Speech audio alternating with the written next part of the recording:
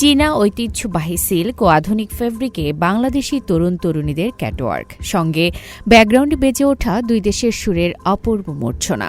ক্যাটওয়ার্কের এই রঙিন আলোছায়ায় সম্প্রতি বিজিএমইএ কনফারেন্স সেন্টারে ফুটে উঠল বাংলাদেশ ও চীনের সাংস্কৃতিক ও ফ্যাশন সহযোগিতার এক নতুন দৃশ্যপট।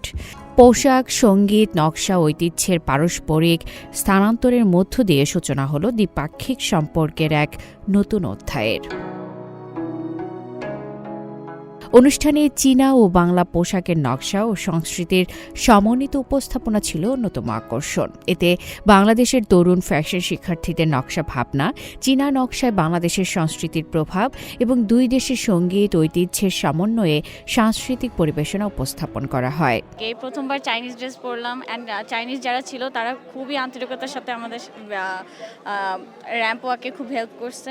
রাইট নাও আমরা চাইনার সাথে কাজ করতে পেরে খুবই মানে ভালো লাগছে আমাদের কাছে। চাইনিজরা তো ফার্স্ট টাইম মানে অনেক বেশি মানে বইলা বোঝানোর মতো না যে কতটুকু হ্যাপি। চাইনিজ ড্রেস পরে অবশ্যই ভালো লাগছে, বেশিরভাগই ট্রেডিশনাল ছিল, বাট আমারটা টাইপ অফ ফিউশন ছিল। লাইক আমাকে অনেক বড় একটা ভেইলের মতো দেওয়া হয়েছিল অ্যান্ড শ্রাগ টাইপের and a bodycon, and I liked it very much. অনুষ্ঠানে চেচিয়াং সাইটেক ইউনিভার্সিটির ফ্যাশন বিভাগের অ্যাডভাইজার ও অধ্যাপক নুসরাত নিপা বলেন, চীন ও বাংলাদেশ দুই দেশই গার্মেন্টস ম্যানুফ্যাকচারিং খাতে শক্তিশালী অবস্থানে রয়েছে। চায়নার সাথে আমাদের যে একটা যাত্রা শুরু হলো, সেটাকে আমরা আরও কিভাবে বেটার করতে পারি ওই জায়গাগুলো নিয়ে আমরা কাজ করছি। আমরা ইন ফিউচার চায়না বাংলাদেশ মিলে আরও ফ্যাশন শো করব, যেহেতু আমরা চায়না এবং বাংলাদেশ দুইটা কান্ট্রি গার্মেন্টস ম্যানুফ্যাকচারিংয়ে তারা বেস্ট। তো এই জায়গা থেকে আমাদের কোলাবোরেশনটা আরও দৃঢ় হওয়া উচিত।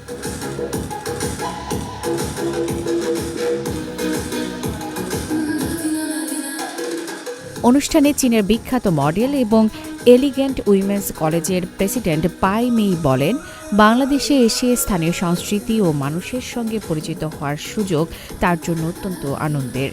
চীনের সমকালীন নারীদের জীবনযাপন ও সংস্কৃতির সঙ্গে বাংলাদেশের নারীদের জীবন ও সংস্কৃতির আরও গভীর যোগাযোগ গড়ে তোলার উপর গুরুত্বারোপ করেন তিনি। আমি অত্যন্ত গর্বিত ও আনন্দিত যে আমাকে আন্তর্জাতিক ইমেজ অ্যাম্বাসেডর হিসেবে নির্বাচিত করা হয়েছে। এটি আমার জীবনের অন্যতম গর্বের মুহূর্ত। বাংলাদেশে এসে আমি এখানকার সংস্কৃতি ও মানুষের সঙ্গে পরিচিত হওয়ার সুযোগ পেয়েছি।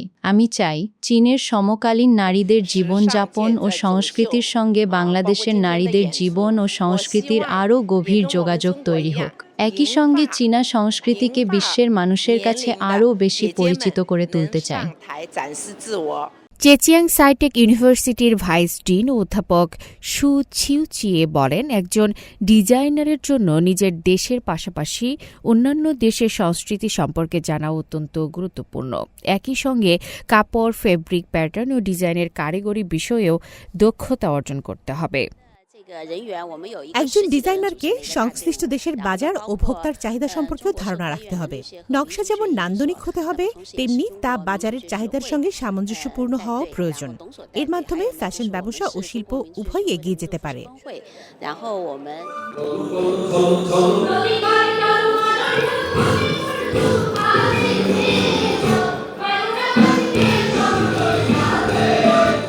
চমৎকার পরিবেশনা দেখে মুগ্ধতা প্রকাশ করেন চায়না একাডেমি অব আর্টের অধ্যাপক চেং চুসিন।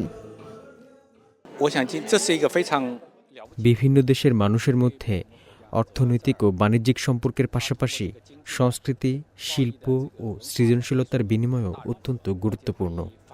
পারস্পরিক যোগাযোগ ও অভিজ্ঞতা বিনিময়ের মাধ্যমে নতুন চিন্তা, সৃজনশীলতা ও উদ্ভাবনের সম্ভাবনা তৈরি হয়।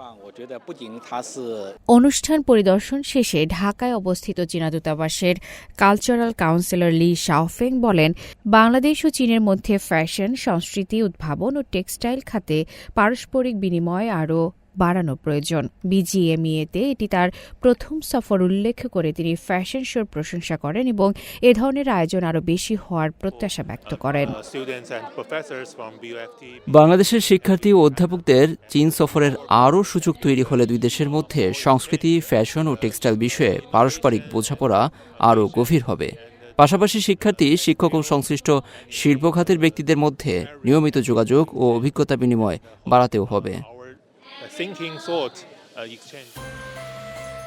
অনুষ্ঠানে চীন ও বাংলাদেশের বিভিন্ন শিক্ষা প্রতিষ্ঠান, ফ্যাশন ও টেক্সটাইল খাতের প্রতিনিধি এবং সংশ্লিষ্ট ব্যক্তিরা অংশ নেন। এ সময় দুই দেশের মধ্যে ভবিষ্যৎ সহযোগিতার বিভিন্ন সম্ভাবনা নিয়ে আলোচনা হয়।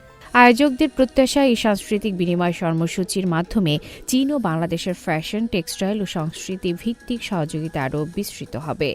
বিশেষ করে তরুণ ডিজাইনার, শিক্ষার্থী, গবেষক ও শিল্প বিশেষজ্ঞদের মধ্যে নিয়মিত বিনিময় আন্তর্জাতিক অঙ্গনে দুই দেশের ফ্যাশন ও সংস্কৃতির পরিচিতি বাড়াতে গুরুত্বপূর্ণ ভূমিকা রাখবে। আফরিন মিম, CMG বাংলা।